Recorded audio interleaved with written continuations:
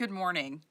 I'm very pleased to welcome you to the second annual Financial Inclusion Conference hosted by the Federal Reserve Board.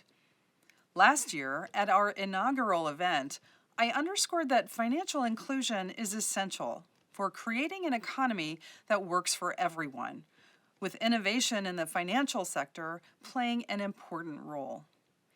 This year's conference builds upon increased engagement across both the public and private sectors, with a collective effort to leverage technology to broaden financial services access and improve the financial well-being of consumers and small businesses. The Federal Reserve will continue to play an important role in these efforts through its research, community engagement, and regulatory approach.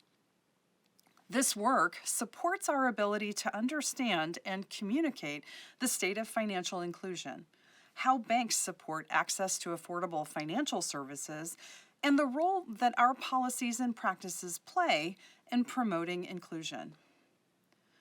Banks of all sizes are working to improve access to financial services for all Americans. As I've noted in the past, the U.S. banking system is well positioned to bring consumers and small businesses into the financial mainstream by providing access to safe, fair, and responsive financial products and services. These efforts greatly benefit from our continued focus on broader access and innovation, including understanding how our supervisory and regulatory framework either supports or impairs a bank's ability to provide affordable financial services that are consistent with safety and soundness. Innovation comes in many forms. One example is through the bank's use of alternative data, which can enable banks to provide services like affordable small dollar loans or to provide access to credit invisibles who may not have access to loans and other financial services from traditional lenders.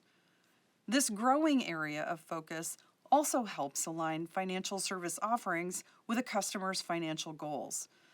A well-functioning financial system provides a foundation for strong consumer financial health.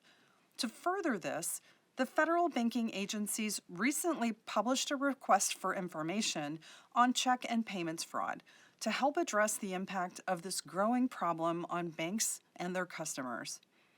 I am committed to working together with a wide range of state and federal partners, including law enforcement, to address this issue. Although there has been significant progress in providing access to financial services, there is more work left to be done. We know that financial institutions, both small and large, are working to build innovative approaches to meet their customers' needs while maintaining the safety and soundness of the banking system.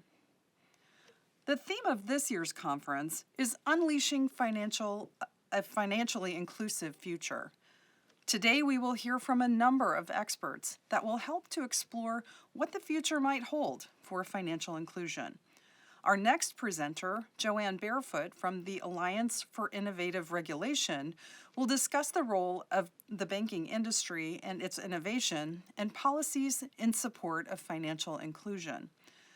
Later in the day, we will hear from 3 panels focused on topics including evolving products and practices, the role of mission-driven organizations, and how cross-border payment innovations can facilitate the movement of money around the world. I'd like to thank you all for joining us today, and I'll turn it over to Art Lindo, our Deputy Director and Head of Policy in the Board's Division of Supervision and Regulation, to introduce Joanne. Thank you again for the opportunity to join you virtually today and for your ongoing commitment to support a financially inclusive future.